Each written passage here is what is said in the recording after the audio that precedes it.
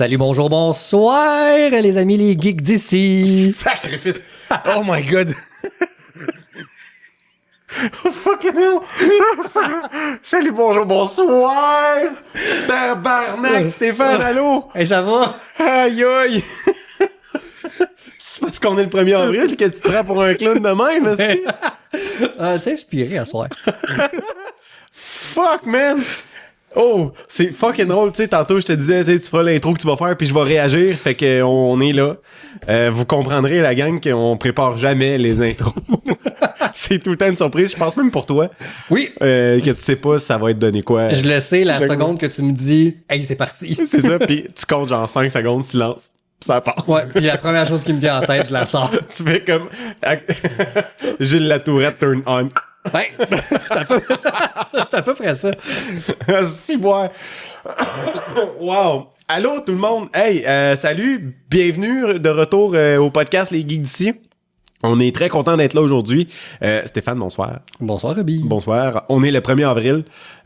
Moi, le 1er avril, j'ai peur de tout, j'ai confiance en absolument rien. Fait que quand on me donne une information, je vérifie les sources à multiples reprises. Le 1er avril, je crois absolument rien de ce qu'on me dit.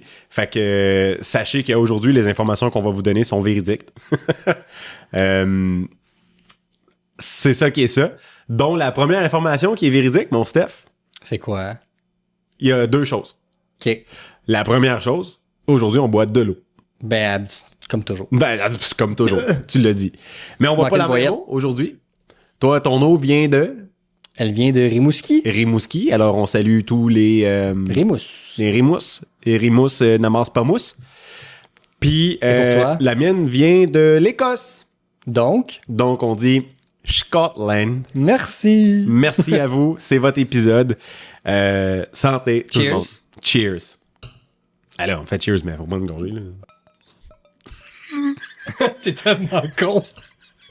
C'est sûr qu'on va l'entendre. C'est 100%. Il y a un silence, puis dans la ligne, on va juste, dans la ligne de son, on fait juste voir poum! Deux beaux glaçons. Wow!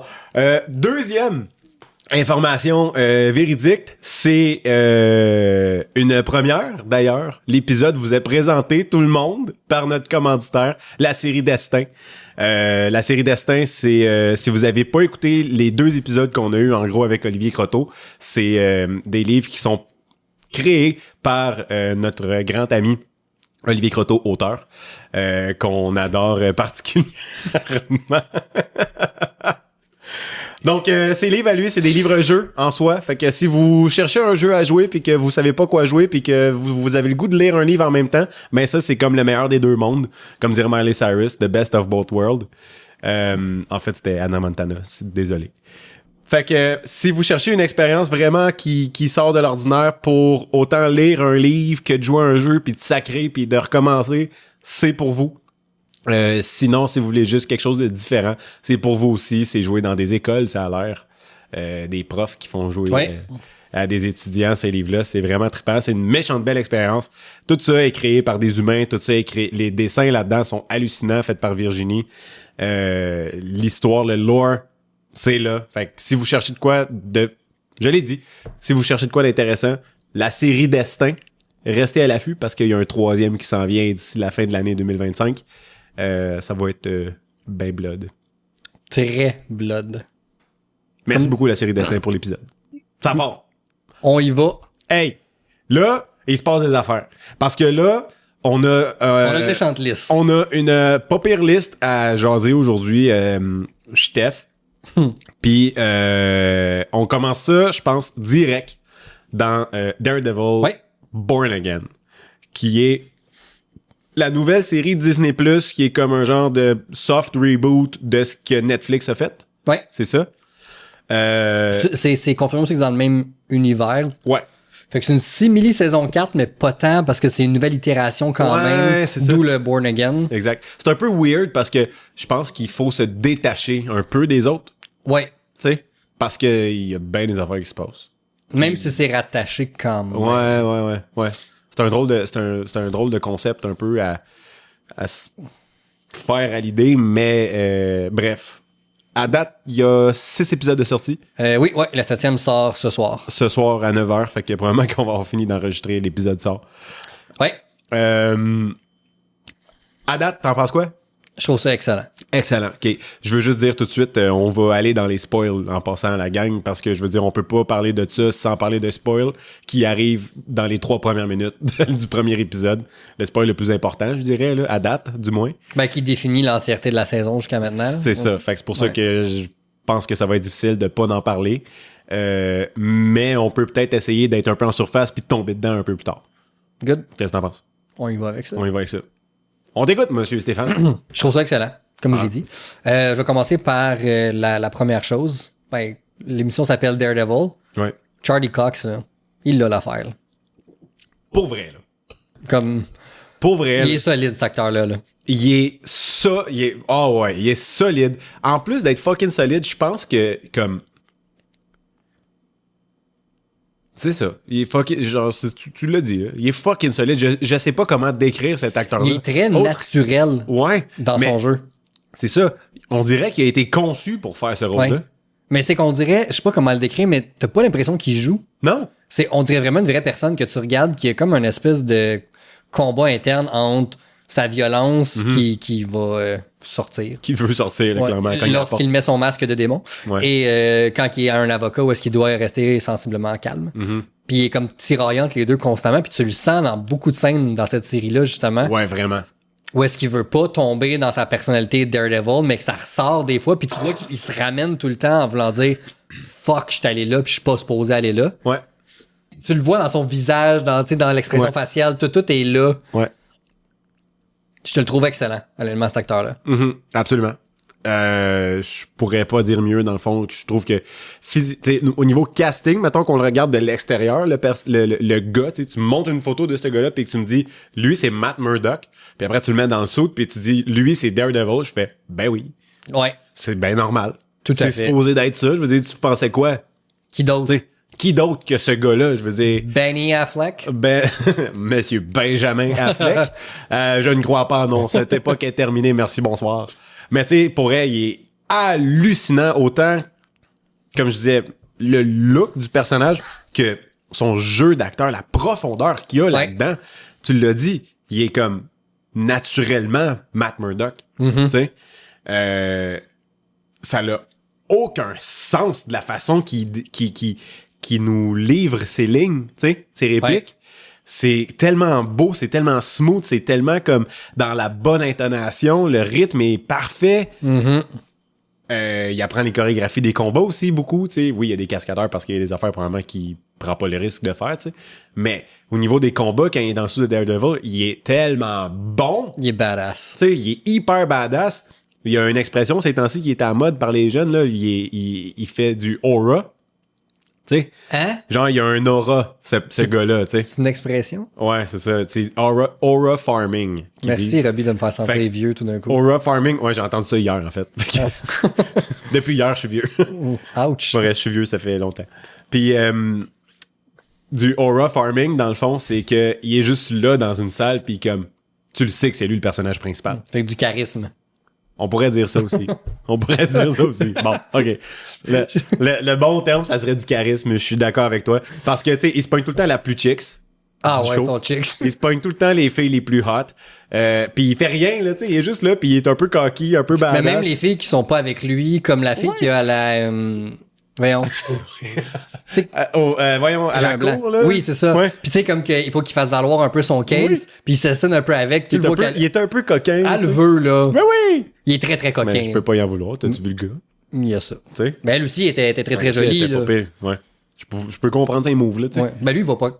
Il sait pas qu'ils sont jolis. Ben, il voit un peu parce que, comme, il ressent toutes les vibrations. Il y a ça. Tu sais? Fait que clairement. Fait que tu peux ressentir que quelqu'un est chicks. Ben oui. Tu sais, techniquement, tu sais, tous les sons qui résonnent sur toi, ben lui, il voit la résonance de toi. Ah, ouais, c'est vrai. C'est un peu comme le concept d'une résonance magnétique, peut-être. Bon point. Je dis ça comme si je savais c'était quoi une résonance magnétique. Je suis spécialiste en résonance magnétique, pas en tout. Tu l'as à soir. À soir, oui. Poisson d'avril! Tu vois, cette source-là n'était pas vérifiée. Non, pas du tout, même. Mais, tu sais, pour dire que Charlie Cox en Matt Murdock, Daredevil, c'est le fit que ça prend. Vincent D'Onofrio. lui, c'est ça que ça prend aussi. Ouais. Excellent Wilson Fisk. Je le dirai Faut pas que j'en assez. parle de lui. Parfait. Je le dirai pas assez. Il est magnifique dans son rôle. Il est tellement bon. Il y a des mimiques comment je dirais ça? De la façon qu'il joue son rôle, tu le vois, tu le sens qu'il y a des traumatismes qui partent de loin. Mm-hmm. Tu sais? Puis que lui ici, il est toujours en dualité. Puis ça, c'est un des concepts que j'aime beaucoup de cette émission-là. Ouais. C'est le miroir, en fait. Les deux vivent la même chose, là, on s'entend. Mais les deux, à l'intérieur de eux, chacun de leur côté, ils sont constamment en combat interne. Tu sais? Je trouve ça vraiment cool comme idée. Ben, tu le vois à la fin de l'épisode 6. Ouais. Je vais rester un peu en surface, comme tu disais tantôt, au niveau des spoilers, mais tout ça il y a une séquence où les deux succombent à leur mauvais côté, Direct. mais ils sont pas ensemble. Non. Mais c'est en parallèle. Ouais. C'est vraiment magnifique comme scène. C'est malade. Ce que je voulais dire sur Kingpin, Ouais. c'est Donald Trump. Dans cette Ben émission-là. oui. Ben oui. Si quelqu'un me dit que cette émission-là n'est pas une analogie C'est une de la analogie situation de politique Trump. américaine, là. Ça a été écrit en pensant à Donald Ben oui, Trump. ben oui. Le mafia, ben tu sais, le bandit, Ouais. Le businessman Ouais. qui dit. qui s'élève au rang de politicien Ouais, élevé, Ouais. qui essaie de faire à croire que c'est une bonne personne, puis qu'il a des bonnes intentions, mais que c'est un mange-marde. Ouais. Fisk, Ouais. la misère, c'est Donald Trump. On pourrait voir ça de même. Sans le toupet. Ouais, exact. Sans le toupet et le teint de fucking Doritos. Ouais, c'est Cheetos. Les Cheetos! Mais ouais, c'est ça. Je suis entièrement d'accord avec toi là-dessus que c'est définitivement une analogie à la situation politique actuelle. Tout à fait. présentement, là, tu sais, américaine, du moins. Là. Je trouve ça vraiment impressionnant de voir qu'ils ont eu le guts d'aller là, tu sais. Mm-hmm. Tu sais, parce que ça prend du guts de se dire, tu sais, oui, on va aller là, mais de le publier, c'est d'autres choses. Ouais. Puis honnêtement, c'est dur de le manquer, là. Non, c'est évident. C'est assez facile de voir que la référence est là. Mhm. Je trouve. Oui, absolument. Surtout dans les premiers épisodes, Ouais. là, tu sais, justement, quand il sort de prison, puis que là, il se présente comme maire de New York. Puis qu'il se fait aduler par des gens moins informés. Ouais, c'est ça. On pourrait dire de même. Fait que oui, c'est vrai qu'il c'est cette image-là qui projette. Ouais. Ouais, là, je sais pas là, comment rester en surface. Là, je trouve que visuellement, c'est magnifique à quelques exceptions près. Je t'en ai déjà parlé. Ouais. C'est le premier épisode seulement. Non, ça arrive plus souvent qu'on pense. Ah, mais que j'ai vraiment accroché là, Ouais. sur la qualité du CGI, c'était le Ouais. premier épisode. Ouais. Oui, le CGI. Ben, en gros, c'est ça. Moi, mon à quelques points près, c'est justement le CGI me pue au nez. À chaque fois qu'il y a du CGI, c'est flagrant qu'il y a du CGI, puis c'est mal fait. Mm-hmm. Littéralement, chaque fois qu'on voit Daredevil se promener, t'sais, c'est pas arrivé super souvent, heureusement pour l'instant, qu'on le voit se promener dans les villes de New York, dans les rues de New York. Mais comme à chaque fois qu'il est sur les toits, qu'il se passe de quoi, on le voit de loin, puis de la façon qu'il bouge, on dirait un personnage de PlayStation 1, là, tu sais. Ça m'écoeure tellement de me dire, hostie, ils ont le budget, pourquoi ils l'utilisent pas comme faut, tu sais, à la place de vouloir encore rusher de quoi, tu sais. Est-ce qu'il en manquait du budget? C'est peut-être ça aussi. Est-ce qu'on n'oublie pas que cette série-là, ils ont, tu sais, ça se supposé être 18 épisodes. Ils ont scrappé le 3/4 de la série. Ils ont retourné à l'écriture. Ils ont retourné des scènes. Fait qu'est-ce qu'il a manqué de fond à la Ouais. fin? Je serais pas surpris que ce soit Ouais, le cas. peut-être. Ça a peut-être un lien. Mais, c'est ça. Mais tu sais, des fois, c'est des affaires comme, pas grand-chose, là. Juste comme, ça dure une fraction de seconde. Il aurait pu faire courir le gars dans le couloir à la place pour vrai, là. Je suis d'accord. Tu sais, comme, ça aurait pas coûté vraiment plus cher. Non, je suis d'accord. Ben, comme je t'avais dit, le premier épisode, puis ça, c'est pas tant un spoiler, je peux rentrer plus en détail, c'est dans les 5 premières minutes, là. Fait. Ouais. Mais quand il est en Daredevil, puis tu sais, qu'il donne, je te l'avais dit, là, un petit coup de pied comme sur le mur pour tomber sa plateforme. Ouais. Il y a une fraction de seconde que tu vois qu'il y a une animation entre le Daredevil animé CGI qui donne le coup de pied Ouais. et Charlie Cox qui donne comme l'illusion de sauter Ouais. sur place. Puis la fraction de seconde entre les deux où est-ce que la transition est pas fluide. Ouais. ça m'a tellement dérangé. J'ai reculé, je pense, honnêtement, 10 fois la séquence pour me dire, Pour être c'est-tu sûr de ma le voir télé vraiment. qui a un bug? Ouais. C'est-tu moi qui a mon œil voit de quoi de pas correct? C'est-tu il y a un frame drop? Je savais pas c'était quoi, mais non, Ouais. c'est vraiment, là, j'ai pris mon téléphone, je m'ai checké sur mon cell, même affaire, je suis bon, clairement, j'ai ma réponse, c'est vraiment Ouais. l'émission comme telle. Exact. Fait que c'est vraiment juste la façon qu'il bouge, genre, Ouais. quand ça arrive, tu sais. Je viens comme d'allumer dans ma tête. Il bouge pareil comme, mettons, les personnages animés dans les films animés de Disney. Tu sais, mettons, Moana, quand elle court sur la plage dans le premier film, puis Ouais. qu'elle s'en va, je le sais, je le sens, elle m'appelle, tu sais, elle chante sa chanson. La façon qu'elle court, il y Ouais. a comme une dynamique dans son mouvement qu'ils ont reproduit dans Daredevil. Mais comme, c'est pas humain de bouger de même. Non, absolument. Ne fais pas ça sur une émission en live action. Fais-les bouger comme un humain. Puis surtout, ça peut être des choses très facilement faites. En Ouais, vrai, là. Ben oui, c'est juste courir, là. Je veux dire, c'est sûr, mettons, moi, tu me fais courir, m'être essoufflé, ce sera pas long, mais tu sais, si tu me fais courir 3 secondes, c'est chill. Tu sais. Ah, puis Charlie Cox, ils doivent l'entraîner, là. Il est en shape, le gars, là. Entre puis moi, là. Hey, Rim, t'as-tu vu dans des entrevues, c'est guns, ce gars-là, genre, Voilà. les bras de cet homme-là, sérieux, c'était inspirant, là. Fait peur un peu, mais c'est inspirant aussi. Il est en forme, le gars, là, tu sais. Il est capable. Je pense qu'il peut courir. Oh, pas que, oh, d'après moi, il doit avoir un bon petit temps au kilomètre, là. Ouais. On tombe-tu dedans, là? D'un gros spoil? Ben oui, Go. parce que là, faut qu'on. Faut. Go. OK. T'as trouvé comment, toi, la mort de Foggy au début? Inattendu. Ouais? Très précipité. OK. Mettons, c'est le genre d'affaire. Je comprends l'arc narratif de. C'est ça qui amène Daredevil à ne plus être Daredevil, dans le fond. Mais j'aurais peut-être, mettons, passé un épisode complet avec Foggy. Ouais. Juste pour nous réintroduire au personnage. Et là, boum, ça se passe. Mettons, closure du premier épisode, c'est ton cliffhanger. Nous donner le temps de nous rattacher. Exact. Puis même, tu sais, dans notre cas, c'est nous rattacher puisqu'on a vu la série de Netflix. Il y en a que leur introduction va être Born Again. Fait que pour eux, c'est un nowhere wannabe ami qui meurt dans les 3 premières minutes. Je pense pas que l'impact émotionnel il était assez fort. Ouais. Ouais, parce que, tu sais, tu le vois, je pense, dans le texte, puis comme un peu la scène, comment elle est faite, que c'est des amis de longue date, puis ils sont proches, tu sais. Mais le public a probablement pas le temps de s'attacher à Non. ça, tu sais. Puis même ceux que nous qui l'étaient, Ouais. ça fait, faut se passer 7 ans que la saison 3 était sortie, Ouais, genre 2017, à peu 2018. près. Fait un bout, là. Mhm. J'ai plus le même attachement que là, 7-8 ans, là. Il y en a des affaires qui se sont passées depuis ce temps-là, là. Ouais, c'est ça. Puis, comment tu trouves la façon qu'ils ont sorti Karen Page de l'émission? Inattendu! Ouais. Ouais, on dirait juste qu'il voulait remplacer, c'est niaiseux, là, mais le set de personnages classiques, que je vais appeler, là, par des nouveaux personnages. Tu sais, il y a sa nouvelle gang là, dans son cabinet, exemple. C'est un peu le feeling que ça m'a donné de on va les mettre là juste pour un petit clin d'œil à la première série. Les fans vont être contents, Ouais. mais on va les retirer rapidement. Parce que à la base, moi, ce que j'ai entendu, c'est qu'ils étaient pas supposés d'être là, ces deux personnages-là, dans la série. Puis les gens se sont plaints un peu comme quand... je me souviens pas c'est quelle compagnie, Warner Brothers, je pense, qui ont produit le film de Sonic. C'est Paramount. Paramount. Ouais. Paramount, quand ils ont produit les films de Sonic, puis qu'ils ont montré Sonic avait l'air de quoi, il y a eu des révoltes de fous là, Il sur était Twitter. hideux tout. aussi. Il était dégueulasse. C'est qui était lettre. Bonne affaire.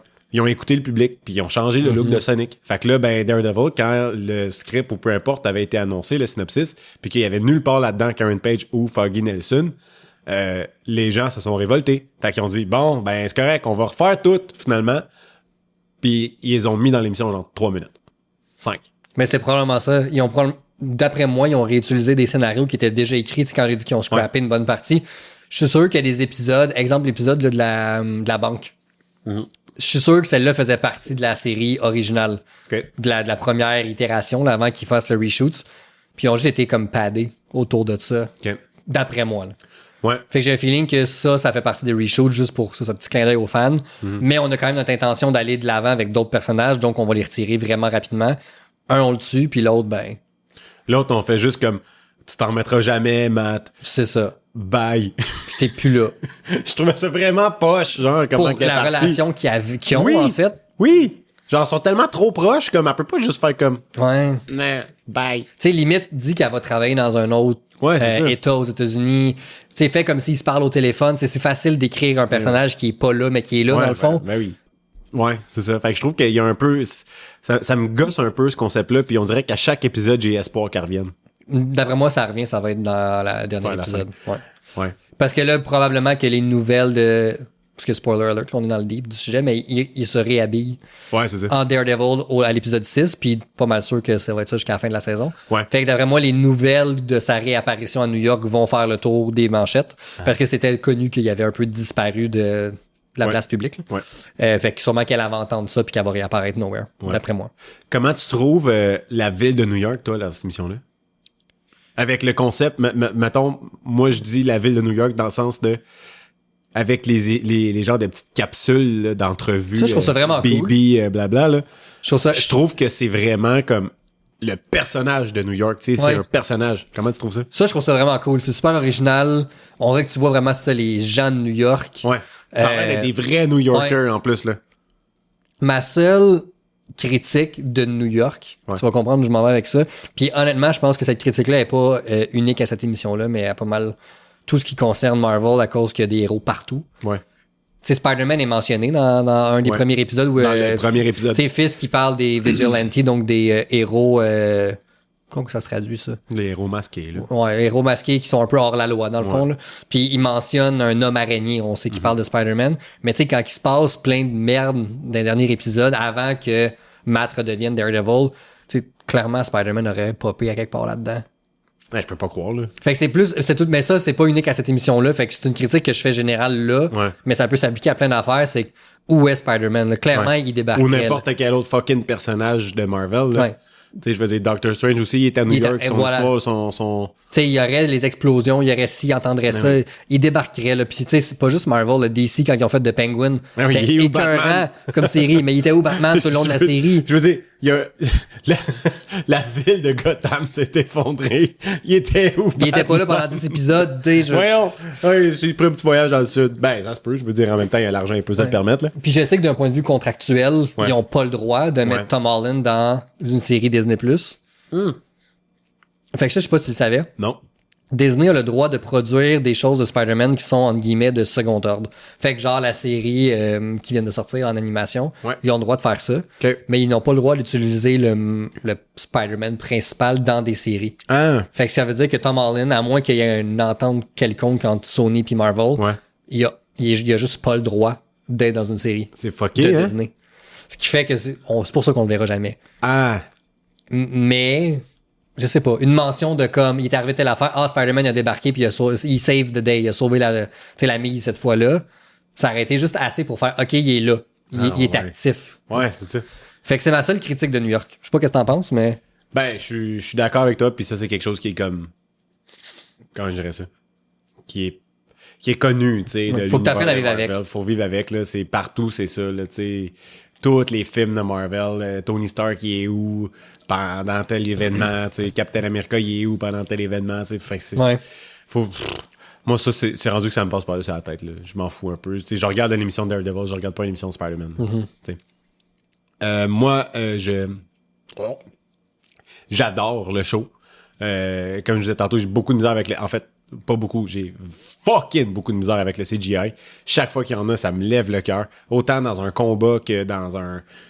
Il fait juste courir, là, tu sais, comme je disais tantôt. Le premier épisode, quand il se bat contre Bullseye, tu sais, moi, j'étais content parce que une des choses que j'avais le plus hâte de revoir, c'est les plans séquences. Quand il y a un combat, tu sais, parce que ça me fascine un combat en plan séquence parce que c'est une chorégraphie que que les acteurs, actrices ont appris de A à Z puis qui font play jusqu'à la fin, tu sais. Puis là ils sortent à un moment précis puis là après ça c'est un cascadeur qui embarque le temps que l'autre il va se préparer pour rentrer ailleurs, tu sais. Puis ça me fascine la coordination de tout ça. Mais dans l'émission, mettons le premier épisode, ce qui m'a vraiment gossé, je me suis dit, si c'est pour être comme ça tout le temps, ça va être pourri comme émission. Genre, je serais pas capable de passer à travers. Je me suis demandé à un moment donné, pendant le premier épisode, si je finissais l'épisode. À ce point-là, tu sais. Puis, pendant qu'il se bat, c'est filmé comme un plan séquence, mais il y a comme des transitions, justement, comme tu as dit tantôt, qu'on voit clairement que c'est rendu du CGI. C'est évident. C'est rendu l'ordinateur, puis le personnage, il bouge fucking bizarre. Il a l'air plus maigre, il a l'air plus long. L'éclairage est fucké. Comme... Voyons, c'est quoi l'affaire, là, tu sais? Puis la fumée, là. Oui, dans le bar. Fumée dans le bar ouais. au début, quand il a lancé la fumigène là-dedans. J'étais comme, pour vrai, là, il aurait pu se forcer puis mettre une vraie fumigène, là, tu sais, qui est pas toxique, là, peu importe. Genre, ou mettre des fucking lance-boucan, là. Tu sais, tu vas... Limite. Tu passes dans l'entrepôt du Red Light, là, pis tu te ramasses un shooter de boucan qui utilise plus, là, Ouais. ça fait un job, là, tu sais. Il aurait pu faire de quoi avec ça? Ben non, ils sont allés avec la version paresseuse de mettre du fucking CGI encore. Puis ça, je commence à être vraiment tanné du CGI. Surtout dans une émission que j'ai l'impression ça fait partie de son core d'être authentique puis d'avoir des vrais moves, Ouais. des vraies chorégraphies.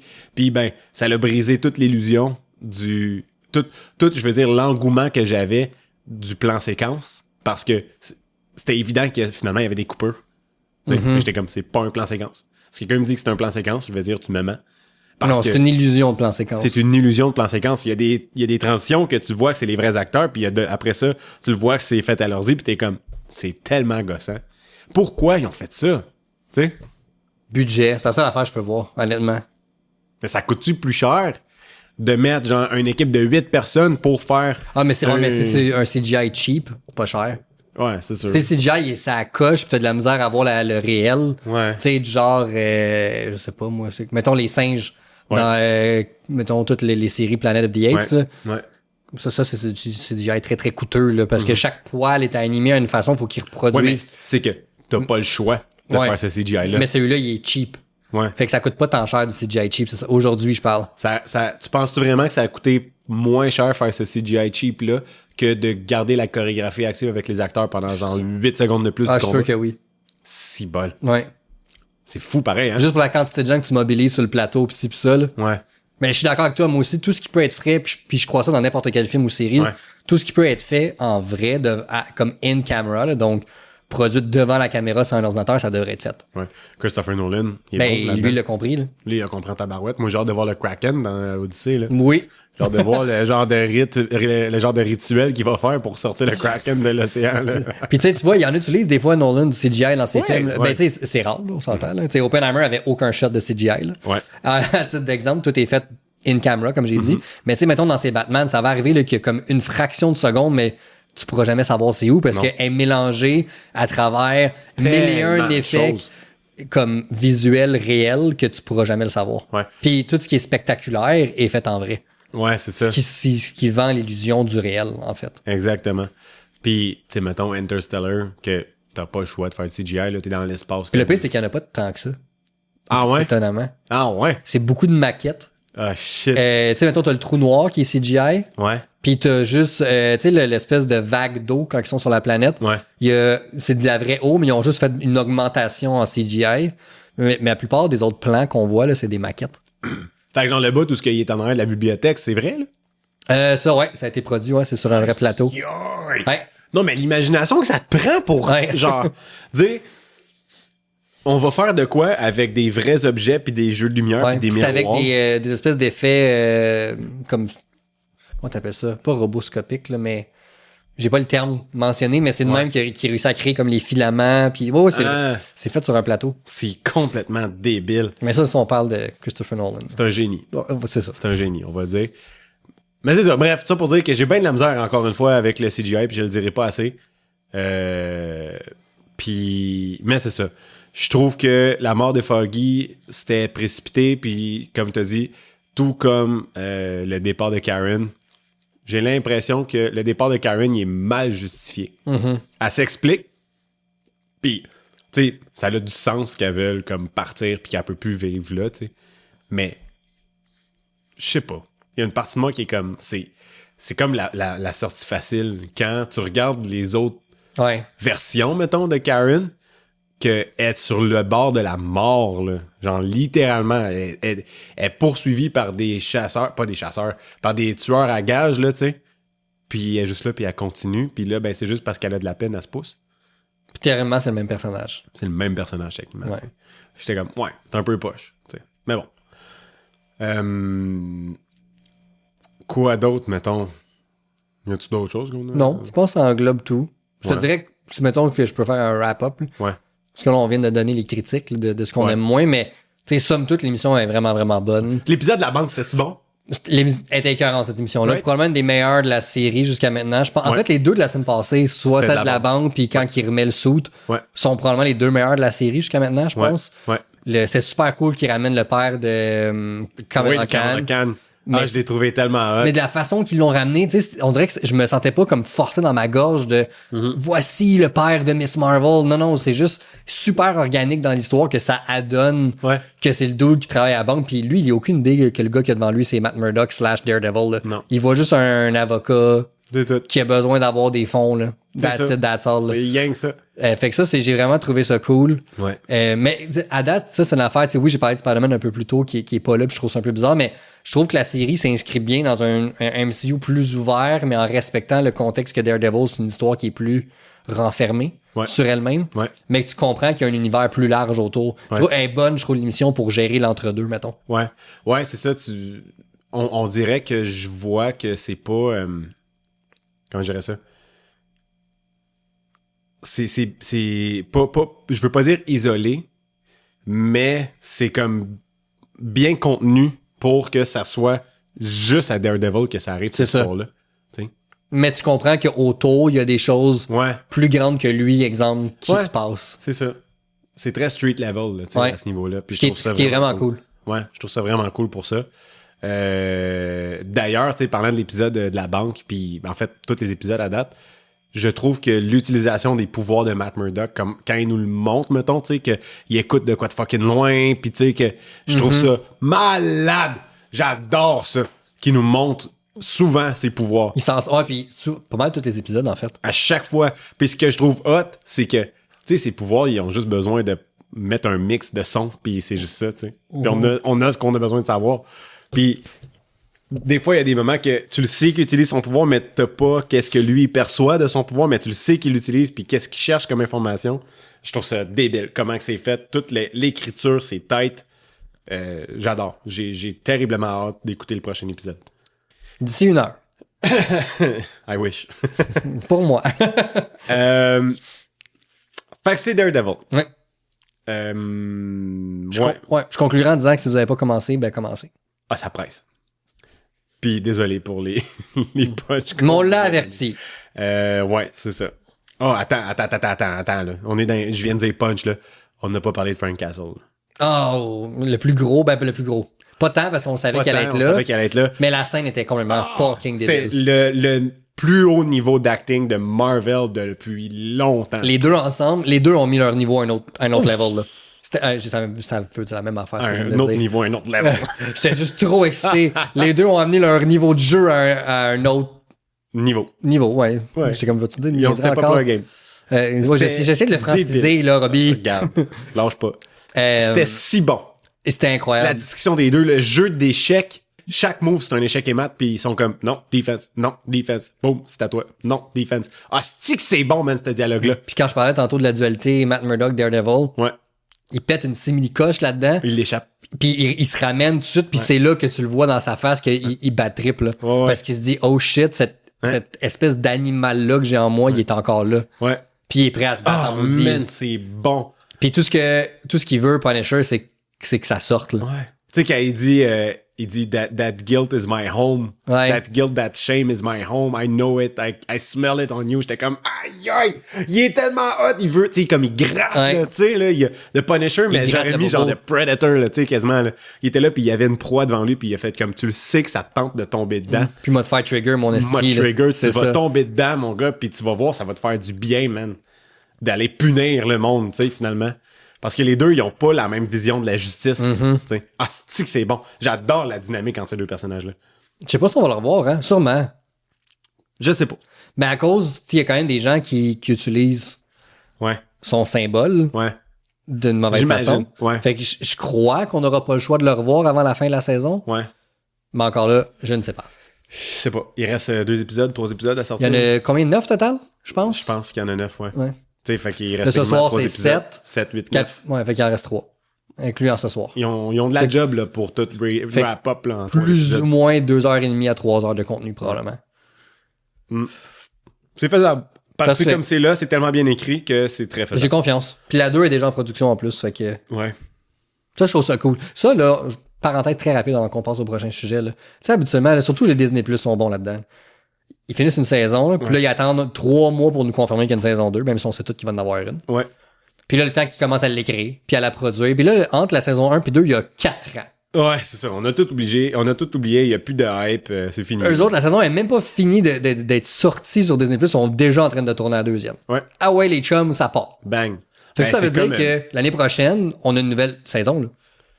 Ouais, peut-être, dépendant quand est-ce qu'ils... Convaincu. Ben, mettons, ça fait ça, là. s'ils finissent le tournage, je sais pas, moi, mettons, Max, ils sont déjà en train de tourner, on est en mars. Fait que Max, pardon, mai. Ah, on est en avril, pardon. Max, mai, juin, c'est fini, ce tournage-là. Ah ouais, si vite. Ah, c'est sûr que c'est une série, là, ils me prennent pas des mois à tourner tant que ça. OK. Post-production, ça dépend encore des effets spéciaux, mais tu sais, c'est pas genre un Avengers. Ouais. Moi, je te garantis, là, les émissions sont finies de monter, tourner, fin de l'année, début 2026. Ah ouais. Je suis sûr. Man, let's go. Ça serait hot au bout. Ça me fait penser...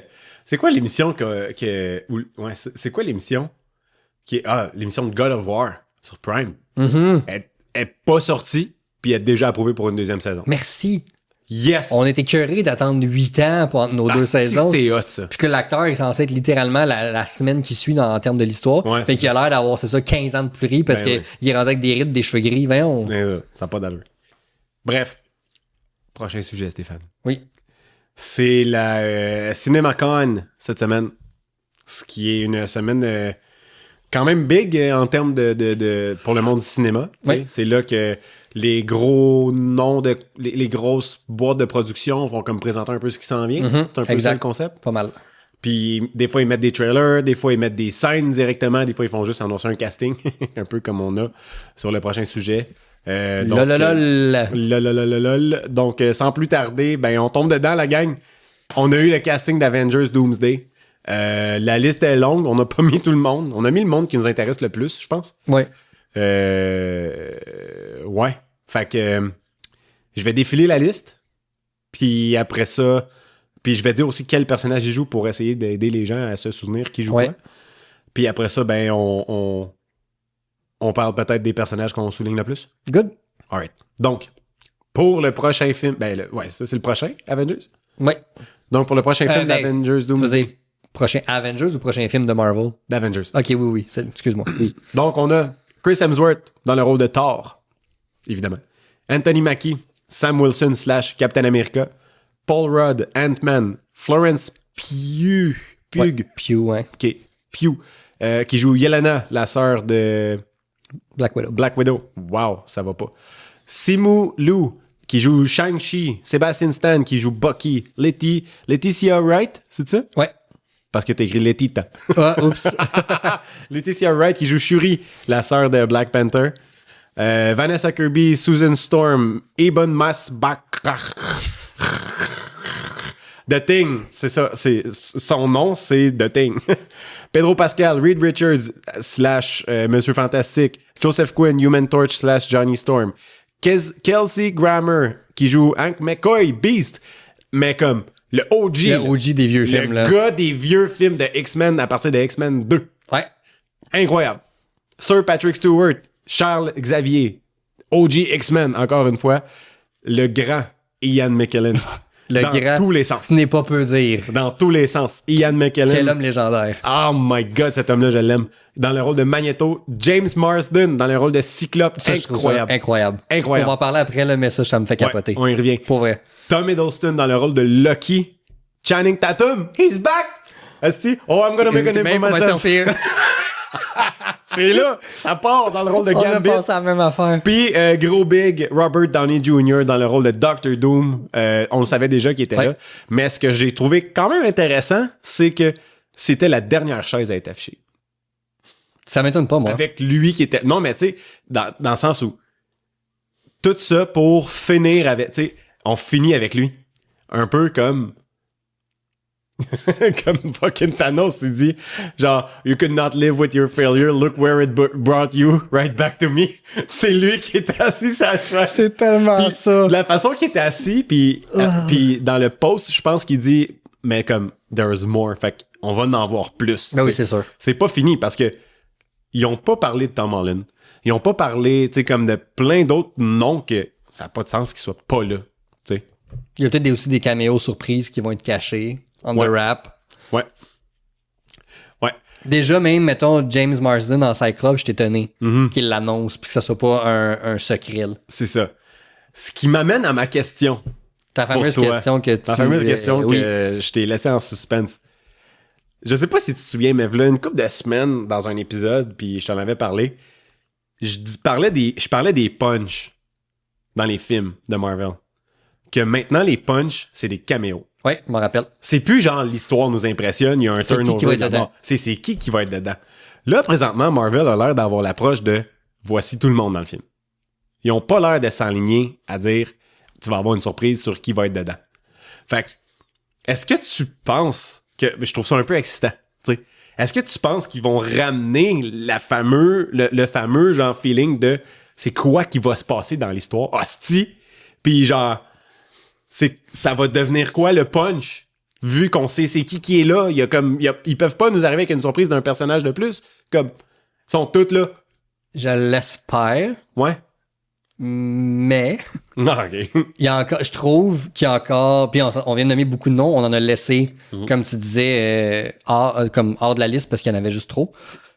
Mais il manque encore trop de monde non annoncé ou qu'on n'a rien entendu parler. Pour pas que ça fasse ça encore, je pense. Tu viens d'en nommer quelques-uns, là. Mais tu sais, Tom Holland, par exemple. Puis, on va aller dans l'univers Spider-Man, Andrew Garfield. Il a annoncé aucun Spider-Man. Tobey Maguire. Ouais. Hugh Jackman. Ryan Reynolds. Fucking Ryan Reynolds, il est pas là non plus. Je trouve qu'il y a trop de noms qui manquent. Même, voyons, comment il s'appelle? Mark Ruffalo. Hulk. Ouais. Hulk, c'est un OG. Hawkeye n'a pas été annoncé non plus. Ouais. Captain Marvel. Non. Brie Larson n'a pas été annoncé. Ouais. Fait qu'on s'entend, comme tu dis, Robert Downey Jr. a dit there's more.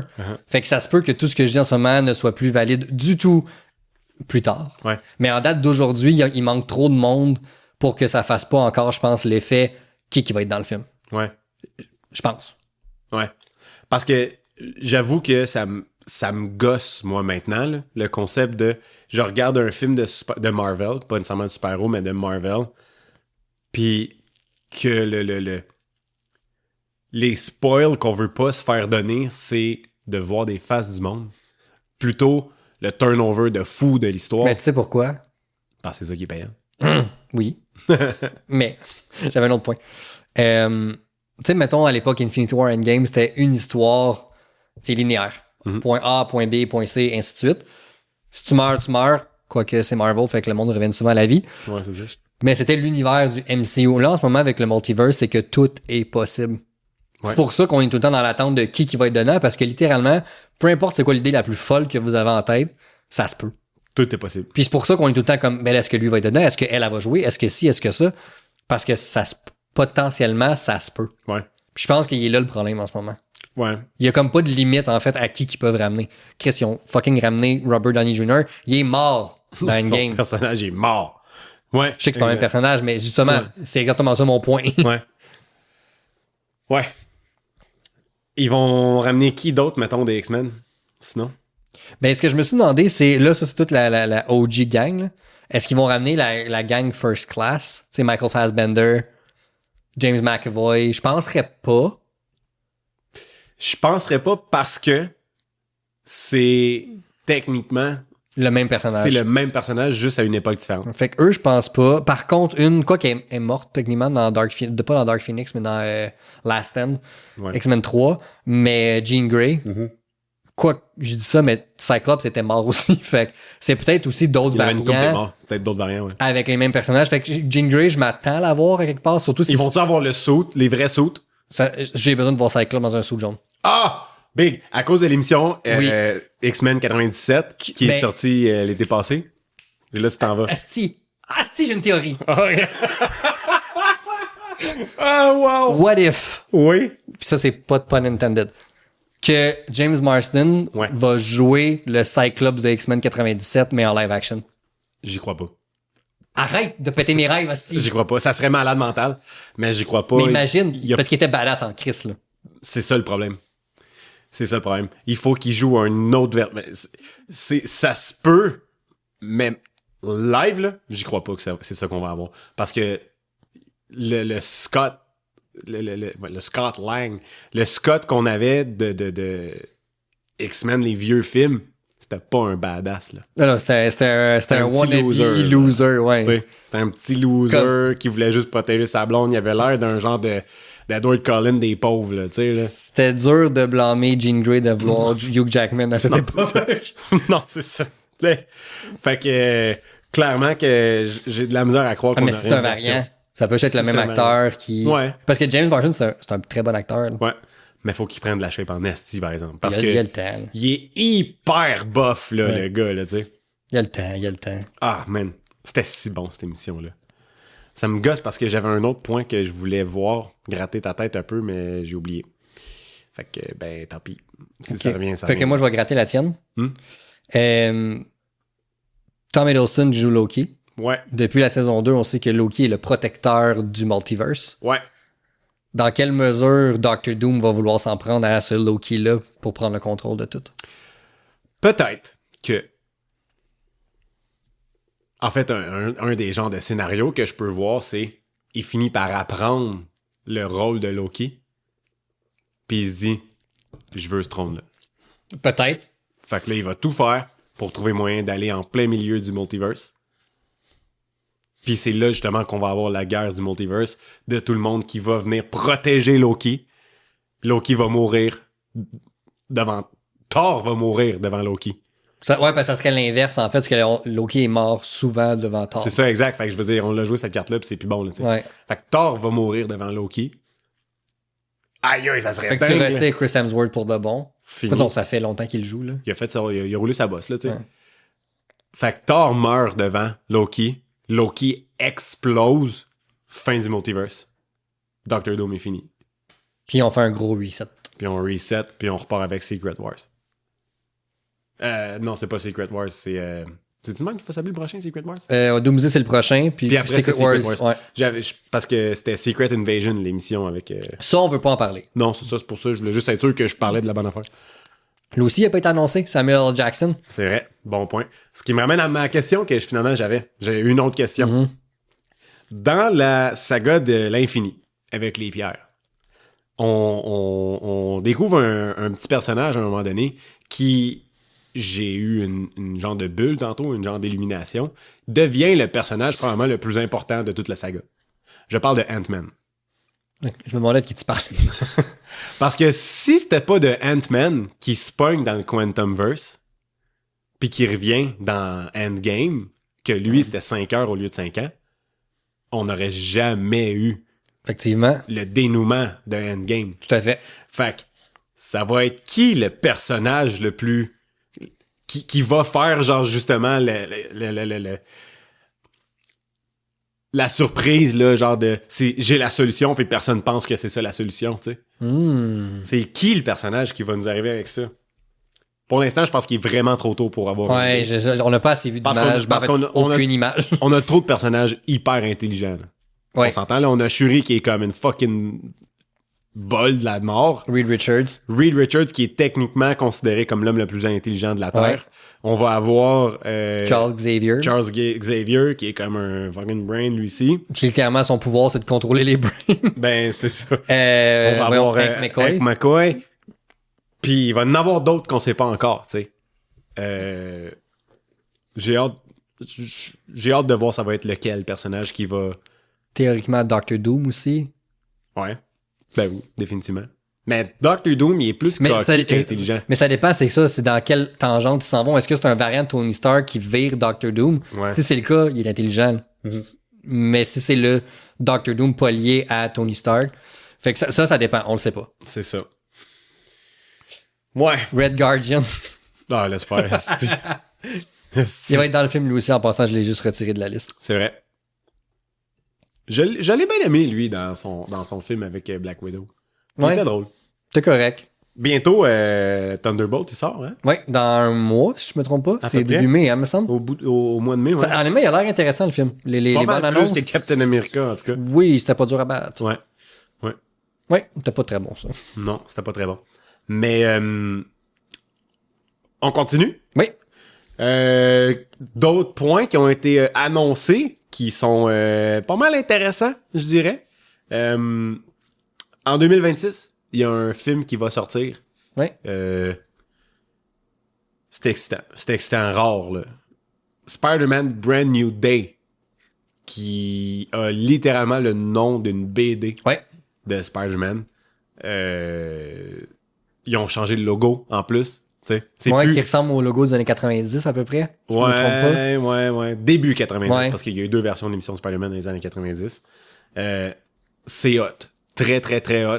Je trouve que la version de Tom Holland qu'on a, qui évolue dans cette version-là de Spider-Man, qui est comme tout seul au monde, c'est vraiment intéressant comme Ouais. idée. Puis je pense qu'on avait déjà parlé de ça, je me trompe pas, mais Ouais. ce qui est vraiment intéressant avec le Spider-Man de Tom Holland, c'est que sa trilogie, c'est son histoire d'origine. Mhm. Tu sais, il y avait beaucoup de critiques, mais moi le premier, là, que je suis comme, voyons, pourquoi il y a tout le temps besoin de gadgets, puis de ça, Ouais. il est fucking Peter Parker, là. Ouais. Mais j'ai comme compris après No Way Home que toute cette trilogie-là, c'est son histoire d'origine pour devenir le Spider-Man Ouais. qu'on connaît, le Spider-Man justement hyper plein de ressources, Ouais. le Friendly Neighborhood Spider-Man justement de New York, et ça commence dans un brand new day, donc un tout nouveau jour, Exactement. un nouveau départ. Ouais. Puis un peu comme le mot home était dans tous les autres titres de la trilogie, de la première trilogie de Tom Holland, le mot day d'après moi va revenir dans chaque Probablement. titre, je crois. Probablement. Ouais. J'ai l'impression que ça va être ça aussi, le mot thématique qui va revenir. Ouais. Sadie Smith, c'est ça son nom? Sadie Sink. Sadie Sink a été annoncée. Ouais, on sait pas qui elle joue On sait encore. pas quel personnage qu'elle joue, mais tu sais, c'est une petite rousse quand même cute, fait que je sais pas. Il y a peut-être des chances de qu'elle rumeurs joue- que c'est Mary Jane. il y a des chances qu'elle joue le rôle de Mary Jane. Ça serait cool. Je suis down qu'elle joue Mary Jane. Parce que, je veux dire, MJ, la version de Zendaya, est vraiment hot. Mais c'est pas MJ. Non. C'est, tu sais, fait que je suis curieux de voir qu'est-ce que ça va être, puis de voir, mettons, Peter Parker qui commence à se déchirer parce qu'il s'attache à elle, mais comme tout ce qu'il fait, c'est pour protéger l'autre, là, tu sais. Ah, ben, en fait, c'est pas juste pour elle, mais il le fait quand même à la fin du film quand il décide de pas Exact. lui rappeler qui il est, en Ouais. fait, puis de juste s'en aller. Là. Ouais. Fait que non, j'ai vraiment hâte de voir ce film-là. Ouais. La BD Brand New Day, Ouais. j'ai vu passer aujourd'hui, justement, que je trouve que le synopsis de cette BD-là est vraiment hot. Un des points qui se passe dans la BD, c'est que Peter Parker, Spider-Man, en fait, fait un deal avec Mephisto pour pouvoir sauver Tante May. Mais pour ça, il doit sacrifier son mariage avec MJ. Je pense pas qu'on va avoir le mariage avec Mary Jane parce que, je veux dire, il va la rencontrer probablement dans celle-là. Là, tu sais. Mais je trouve ça vraiment cool, pareil, de voir le potentiel de cette histoire-là. Là, c'est sûr que ça se peut que ça soit ça le titre, mais que ça n'ait pas rapport pas en tout avec la BD. Ou peut-être juste des inspirations de... Ouais, c'est ça, des clins d'œil, mettons, tu sais. D'où l'idée de Brand New Day. Même la BD, en soi, son concept, c'est que c'est du renouveau. Ouais. Tu sais, c'est un jour nouveau. On repart la machine, puis that's it. Là, tu sais. Fait que je trouve que c'est une bonne affaire. Ça va faire du bien. Un Ouais. bon film de Spider-Man, ça va faire du bien. Puis j'ai... Ouais. Il ne faut absolument pas qu'on ait les autres Spider-Man dedans. Non. Je veux pas... Puis autant je les aime, là, Ouais. je veux pas les voir. Non. Si j'ai à les voir, ça va être dans soit Doomsday ou Secret Wars. Ouais. Ça, oui, c'est une bataille de multiverse, ça serait juste logique. Puis ça serait cool, une scène de réunion des trois qui sont comme « Hey, qu'est-ce qui t'est arrivé depuis la dernière fois qu'on s'est vu? » tu sais. Ouais. Ça serait incroyable. Puis tu sais, mettons, t'as le... Ou une scène de combat entre les trois parce qu'ils se font pas confiance. Qu'est-ce que tu veux dire? Genre, ils sont ensemble, tu sais, comme, ils arrivent à quelque part, puis ils se retrouvent, les trois Spider-Man, à se battre contre, genre. Ouais, mais ils se connaissent. Ouais, mais dans Secret Wars, là, s'ils ont toutes la même tête, là, Ah, il y a ça. on s'entend? Mais c'est pas parce que moi, je vois une scène, mettons, tu sais, Andrew Garfield qui disait « Je veux je vais me battre contre un alien. Ouais. Puis ça serait cool qu'il revienne, puis il rencontre ses deux chummies, qui est lui-même, dans le fond. Puis qui est comme, hey, moi aussi, je me suis battu contre un alien parce que là, on apprend que dans son univers, depuis ce temps-là, il y a eu un Venom, mettons, ou quoi que ce soit, tu sais. Ouais. Ça serait cool, une genre de scène comme ça, mais ça, garde ça pour les Avengers. Ouais. Dans Brand New Day, je veux voir Spider-Man être solo. Ouais. Je veux le voir se débrouiller, puis je veux que ce soit le film de Tom Holland. J'ai pas envie qu'il y ait d'autres Avengers, j'ai pas envie qu'il y ait d'autres Spider-Man. Ouais. Il faut que ça soit son film. Ouais. Ça sort en juillet 2026. Ouais. Ça va s'en venir quand même vite. Puis Tom Holland a dit lui-même que le film, le scénario, c'est rafraîchissant. Ça a été long avant qu'il accepte Ouais. pour en revenir. Fait que je pense qu'il attendait vraiment d'avoir un scénario qui lui plaît. Ouais. Puis il était très, très à cheval là-dessus, parce que c'était très, très long avant qu'il accepte de signer. Fait que, Bonne affaire. ouais. Encore une fois, dans l'idée de Spider-Man. Ça, c'est... Dans le fond, Spider-Man Beyond the Spider-Verse, qui est la finale, Ouais. je dirais, Ouais, c'est la finale. de Into the Spider-Verse et Across the Spider-Verse. Techniquement parlant, ce film-là, Beyond the Spider-Verse, était supposé de sortir 1 an après L'an Across the passé, en Spider-Verse. fait. Il était supposé de sortir l'année passée. Fait qu'il a été repoussé de 1 an. C'est quand même intense. Puis là, ça va être 3 total. 3 films. Non, je veux dire 3 ans total. Il est censé sortir en 2024 au début. Ah, c'est vrai, puis il sort en 2027. Ouais, parce qu'il a été reporté une fois, oui, en C'est 2025. Puis là, Ouais. en tout, 3 ans total Ouais. de délai par rapport à la raison. date à la date originale. Pardon. Ouais. C'est hot. Je suis content, j'ai hâte de voir ce film-là. Puis un peu dans le même concept qu'un jeu vidéo, moi, c'est le même, je le vois. Quand il y a la date de sortie est repoussée, maintenant, je vois ça. Pardon. Maintenant, je vois ça comme une bonne affaire. Je suis entièrement d'accord. Prenez votre temps, la gang. On n'est pas pressé. Non. On en a du stock. De toute façon, j'ai pas fini d'écouter la moitié du stock que vous me donnez depuis 6 ans. Tu sais. C'est ça. Fait que prenez votre temps. C'est chill. Je suis complètement d'accord. Ouais. C'est mieux ça que de le faire rusher. Puis même en arrière d'un produit mauvais, mettons, pour les consommateurs, s'ils le font trop rapidement, même pensons aux artisans derrière le film, comme les animateurs là, qui doivent faire ces films-là, que l'animation, il y en a en sacrifice dans ces films-là. Donnons-leur le temps de la faire équitablement sans qu'il y ait besoin de travailler 20 heures par jour Ouais. à vivre sur du Red Bull puis à être vraiment pas en santé. Là. T'sais, pensons aussi à Du Red ces gens-là, au-delà de ça.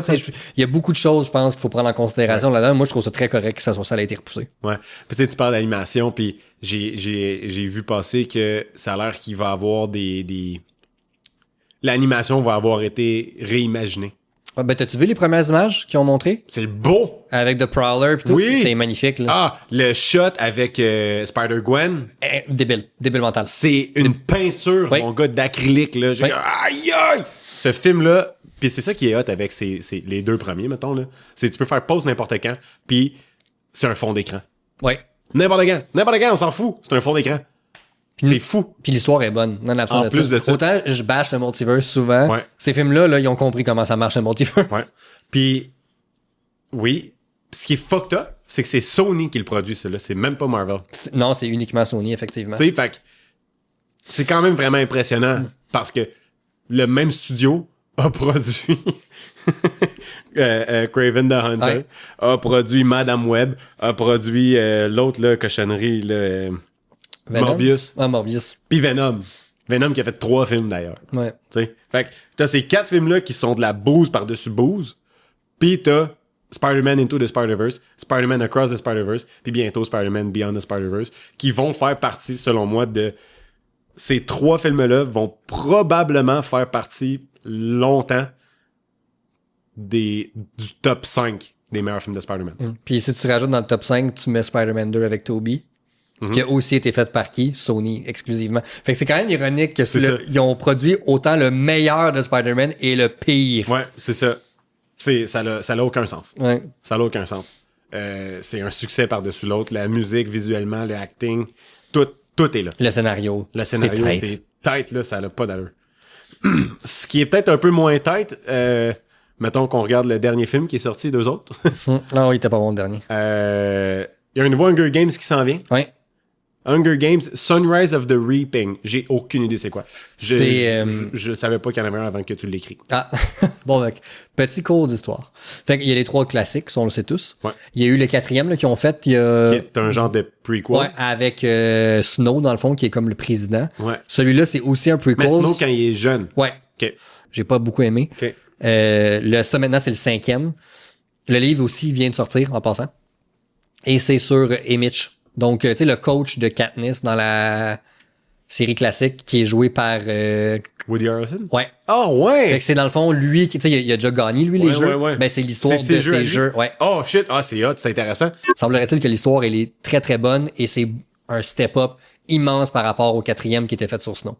OK. Fait que ça me donne espoir que le film, naturellement, va être meilleur si le livre sur lequel il est basé est Oh meilleur. my God, je suis down! Ouais. Ah ouais, parce que je le trouvais vraiment hot, ce personnage-là, en Puis plus. il y a une profondeur, il y a quelque chose, tu sais, en arrêt de son alcoolisme. Il est et ainsi de suite. mystérieux. Il y a plein de justement, choses pourquoi il cachées. va autant, tu sais. Mais ça, on va l'apprendre là. Ah! Je suis down! Ça Ouais. me tente de voir pourquoi quelqu'un boit. J'aime que tu dis ça pendant que je bois en plus. C'est magnifique. Exact. C'est une question de timing. Là, je suis un peu embêté parce que, ben, en fait, je dis ça comme si c'était... Comment je dirais ça? Je dis ça comme si il y avait juste 2 projets qui m'excitaient dans tout ce qu'on a parlé, mais c'est pas vrai, tout m'excite là-dedans. Mais il y a un projet de film des Beatles qui s'en vient. Ouais. C'est hot. Ouais. Moi, étant fan de musique, étant fan des Beatles en soi, je suis vraiment content qu'ils fassent un film des Beatles. Mais en fait, ils en font 4. Ouais. Aïe aïe! Parce qu'il y a 4 membres. Parce qu'il y a 4 membres. C'est complètement débile. Puis, je pense que ça a du sens de faire ça.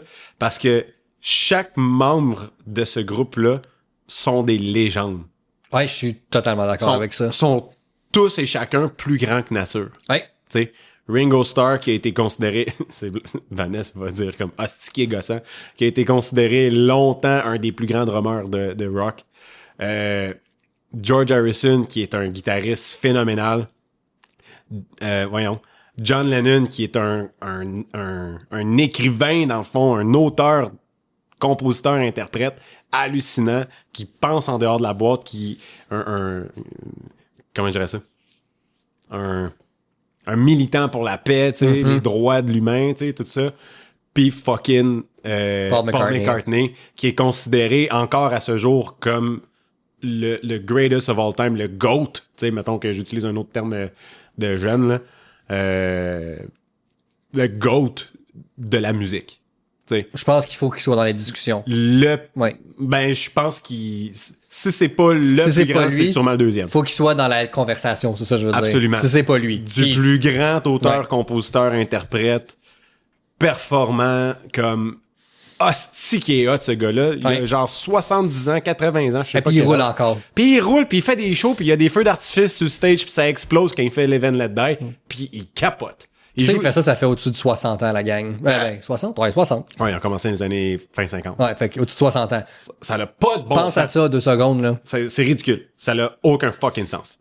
Fait que le fait qu'ils fassent un film sur chacun, c'est hallucinant. Ils ont déjà annoncé le casting. Ouais. Je suis pas nécessairement convaincu, mais Ben, c'est 4 on va le savoir dans le acteurs trailer.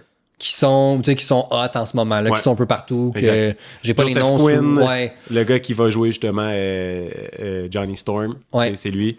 Le gars qui a joué dans Gladiator, le dernier film de Gladiator. Ouais. J'ai oublié son nom, mais lui aussi. Lui, je pense qu'il joue Paul McCartney, justement. Je me trompe pas. Ou il joue John Lennon. Ah, Il joue Paul McCartney. Il joue Paul McCartney. Ouais, hein, c'est ça, je pensais.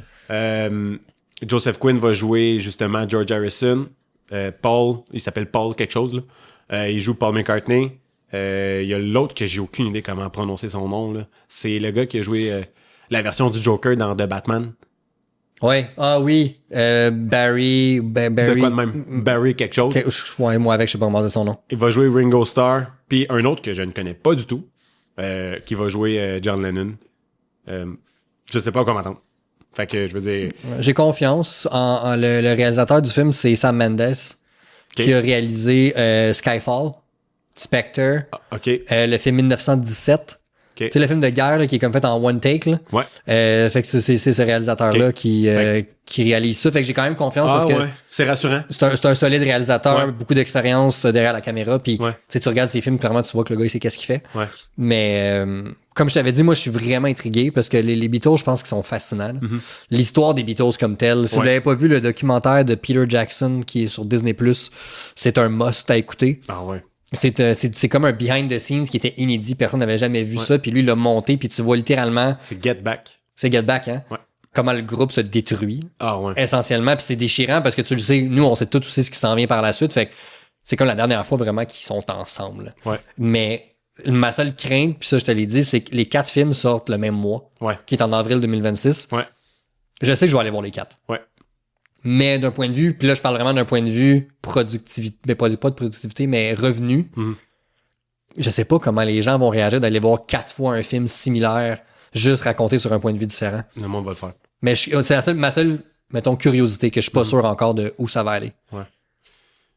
Moi, je vais le faire. Mais je le fais aussi, c'est sûr, je le fais aussi. C'est ça. Peut-être pas les 4 la même journée. Non, c'est sûr, faut. Non. Mais les 4 vont être regardés le même mois. Pif, paf, pif, ça paf. reste ressemblé à ça, moi aussi. Ouais. L'affaire, c'est que ces films-là vont probablement être les films de biopic de musique, mettons, qui vont avoir le plus de pression de l'histoire. Ben oui, tu sais, les Beatles. Je peux pas concevoir qu'il y a un film, qu'il y a un réalisateur présentement qui se dit que de faire un film sur l'histoire des Beatles, c'est pas stressant. Ah, oublie ça. T'as beau avoir toutes les informations, t'as beau avoir Paul McCartney qui est assis avec toi dans la chaise de production, mettons, qui est impliqué, probablement, qui va être impliqué. C'est sûr que oui. Puis Ringo qui est pas loin, tu sais. Oublie ça. Tu mets une affaire de travers parce qu'il y a des gens qui sont fans des Beatles, mais genre, à un point tel qui se pensent Paul McCartney puis John Lennon, tu sais, là. Ouais. Qui connaissent les histoires des Beatles à la seconde près, à l'heure que c'est arrivé. Tu sais, comme pire que toi avec les dates, là. Ça se peut. S'il y a une affaire qui est pas correcte, ça va se savoir. Ils vont exploser, puis ça va se dire, puis ça va mal paraître pour le film. Ceci dit, ça reste qu'il faut que ça soit des films. Fait qu'il va sûrement dramatiser un peu. Ils n'ont pas le choix un peu, là. Mais c'est ça. Fait que je suis un peu stressé là-dessus pour ça. Mais je suis vraiment content parce que ce film-là, je pense, va permettre aux gens qui ne comprennent pas vraiment les Beatles d'au moins comprendre un peu leur background. Puis, tu sais, c'est quoi qu'il y avait en 61 quand ils ont sorti leur premier album? 60-61. Ouais. Jusqu'à 64. Tu sais, c'est quoi qui s'est passé dans cette première phase-là des Beatles? Puis après ça, tu sais, les Beatles ont sorti des albums pendant à peu près 8-10 ans, c'est tout, là. T'sais. T'es fou, hein, quand ils ont arrêté de jouer live parce que quand ils étaient live, c'était trop intense. Ils étaient pas capables de s'entendre sur scène. Fait qu'ils ont dit, on va arrêter de jouer live. Fait que c'est à partir de là qu'ils ont commencé à faire des albums super psychédéliques puis qu'ils ont exploré pour vrai. Puis que c'est ça que le monde capote, en fait, ces Beatles. Tu sais, c'est de voir que dans du même band, t'as She Loves You, puis après ça, t'as fucking I Want You, qui est comme, qui devient super psychédélique, le beat vire à l'envers, ça tombe, tu sais. C'est fucking débile que ça soit fait par le même band en dedans de 10 ans. Mais, tu sais, ça pour dire, ce film-là, je pense que, tu sais, comme dans tous les films qu'on a nommés, c'est sûrement lui qui, moi, personnellement, m'excite le plus. Ah oui, moi aussi. Ben, les films, en fait, parce qu'il y en a, il y en a 4. C'est ça. Mais je suis entièrement d'accord. Tu sais, autant j'aime mon Spider-Man pis tout, là. Ouais. Mais les Beatles, j'ai vraiment hâte de voir ça. Ouais. Ça va être vraiment débile. Une autre affaire, par contre, qui joue beaucoup dans la balance, que j'ai fucking hâte, c'est ils ont annoncé le live-action de Zelda. Ouais. Qui sort en mars 2027. Fait que 2 ans. Presque pile avant de voir ce film-là. Je l'ai dit, je sais pas combien de fois que je veux voir un film de Zelda. En live-action, par exemple, on dirait que je suis pas sûr. Je suis perplexe. Ouais. Comme... J'aurais vraiment trippé qu'il reste dans l'idée comme de Mario. Mario, tu sais, comme en fait à l'ordi, tu sais. J'aurais trouvé ça vraiment hot. Mais non, ils vont en live action. Écoute, je sais, c'est qui le réalise, sais-tu? Non, je sais même pas s'ils ont annoncé un réalisateur, en fait. Probablement, j'imagine, s'ils ont une date, pas mal sûr qu'il y a déjà quelqu'un qui est accroché au film, mais j'ai pas vu. OK. Quelle version de Zelda ils vont faire, je ne sais pas non plus. T'es même pas ce personnage-là, là. Ben, ça reste à voir. Parce que techniquement, mettons, tu regardes dans les derniers jeux, mettons, Breath of the Wild puis Tears of the Kingdom, il parle, c'est juste qu'on l'entend pas parler. Parce que quand t'es dans une conversation avec quelqu'un, ben, il bouge ses mains, puis t'as des choix de réponse, puis tu choisis la réponse. Fait qu'il parle. Techniquement, il interagit, il parle. Est-ce qu'il parle en langue des signes? Rendu là, je le sais pas. Mais techniquement, cette version-là de Link parle. Là, si on recule dans les plus vieux, par contre, Link, il parle pas jamais. Il dit pas un esti de mot. C'est tout le temps dans les, mettons, ceux de 64, mettons, puis peut-être un peu plus vieux par après. C'est tout le temps c'est Navi, dans le fond, la petite fille qui parle. Hey, listen! C'est tout le temps elle qui jase. L'autre fois, c'est son épée qui parle. L'autre fois, c'est sa statue dans son dos qui parle. L'autre fois, c'est un chapeau. Fait que, tu sais, il y a tout le temps d'autres choses à la place de lui qui parlent, tu sais. Comment ils vont amener ça? Je sais pas.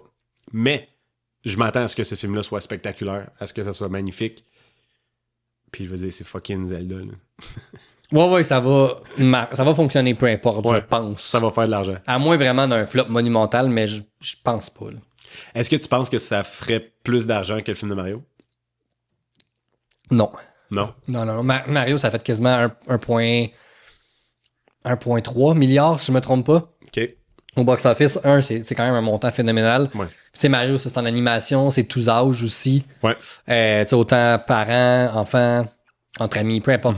Je pense que c'est plus grand public, Mario, aussi. Puis son nom, aussi populaire, Zelda, soit-il en termes de comme franchise, je parle, Mario est beaucoup plus populaire. Absolument. C'est le jeu vidéo le plus populaire au monde. Je veux dire, n'importe qui pense à un jeu vidéo, tu pourrais te pointer dans une grotte à, je sais pas, même en Ouganda, là, puis parler de Mario, puis tout le monde va faire voilà. Wouhou! Tu sais, fait que c'est sûr, tout le monde connaît Mario. C'est ça. C'est ça qu'on a, je pense, comme information présentement. Oui, en ce moment, il y avait Warner qui allait faire aussi son panel. OK. Qui ça fait que peut-être qu'il y a des nouvelles qui sont sorties pendant qu'on enregistrait qu'on n'a pas vu, mais ils vont probablement parler de Superman. Fait qu'on va le savoir en fait en fermant les micros. Probablement. J'ai vu passer vite, comme 1 minute avant qu'on enregistre, une nouvelle trilogie de John Wick qui est annoncée. Ouais, en animation, je pense que j'ai vu vite fait. À travers ça, il va y avoir un prequel en animation. OK. Aussi. Intéressant. Fait que c'est quand même hot. Ouais, ça c'était Lionsgate, fait que ça doit être annoncé en même temps que Hunger Games puis tout ça. Ouais, c'est ça. C'est cool. Moi, j'aime ça, John Wick. C'est cool. Ça brasse. Ça n'a pas vraiment de but à part brasser. Ça n'a aucun but, mais c'est de la violence satisfaisante. C'est tout. Ouais. Voilà. Du bon travail de cascadeur. Oh. Ben, en fait, il les faisait lui-même, mais...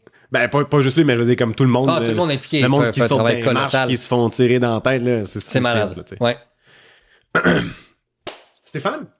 Robbie. Dans notre dernier épisode qu'on a fait ensemble, parce que le dernier épisode qui est sorti, c'est l'épisode avec Oli, on avait commencé une série. Ben avec, oui, on a fait la ça, saison des Oscars. Avec la saison des Oscars. On continue ça? Mm-hmm. Tu veux-tu nous remettre un petit peu le contexte, puis on part en affaire? On part ça. On part. Fait qu'on repart en contexte. Donc, on reprend les 25 derniers gagnants des Oscars. Puis, en fait, ce que j'essaie de voir, c'est est-ce que le gagnant de la statuette meilleur film avait tant que ça un impact culturel ou si c'était juste un cas de cette année-là, ils l'ont fait gagner, mais tout le monde a oublié le film l'année d'après. Fait qu'à la fin de la journée, j'appelle ça un film statuette. Okay. Mais un film vraiment qui avait culturellement eu un impact, c'est un film qu'on, encore aujourd'hui, même si c'est 20-25 ans plus tard, mais on s'en rappelle et on en parle encore. Ben, on va avoir des exemples, justement. Exact. Fait qu'on a fait, en fait, 2000 à 2005 la dernière fois. Et là, on fait 2006 à 2010. Let's go! On passe ça. Donc, en 2006, qui était pour les films de 2005, on se rappelle. Donc, le film qui est remporté, je ne l'ai jamais vu. Ça m'a surpris. T'as pas vu Crash? Je n'ai jamais vu Crash. Oh my God, c'est bon. Ouais. C'est fucking bon. J'ai vu ce film-là, j'étais au primaire. Tu t'en rappelles-tu? Parce que Je celle-là... m'en rappelle très bien. Ouais, puis mettons ton idée là-dessus, parce que là, j'ai marqué ce que moi, je pense, aurait dû gagner en fonction de ce que je savais des autres films en nomination. Mais Crash, naturellement... Je connais pas l'autre film que t'as écrit. OK. Mais je connais Crash, puis j'ai tripé sur ce film-là. C'était la première fois que je voyais un film qu'il y a plusieurs histoires qui se passent en même temps, puis que ça se regroupe tout à la fin. Oh, nice. T'sais, c'était la première fois que je voyais ça. On s'entend en 2005 et j'avais 13 ans. T'sais, fait qu'on s'entend, j'étais pas conscient comme aujourd'hui, mettons, puis j'avais pas vu autant de films que j'en ai vu aujourd'hui. Mais ça m'a vraiment impressionné, ce concept-là. Puis c'était comme toutes des petits drames, là, tu sais. Puis genre, il y avait des affaires de... C'était lourd, là. Genre, un policier qui fait des abus de pouvoir sur tout le monde puis qui est raciste. Genre, qui veut sauver une madame qui est pognée dans un accident de char, mais la madame est comme un peu sexy, tu sais, un peu à son goût.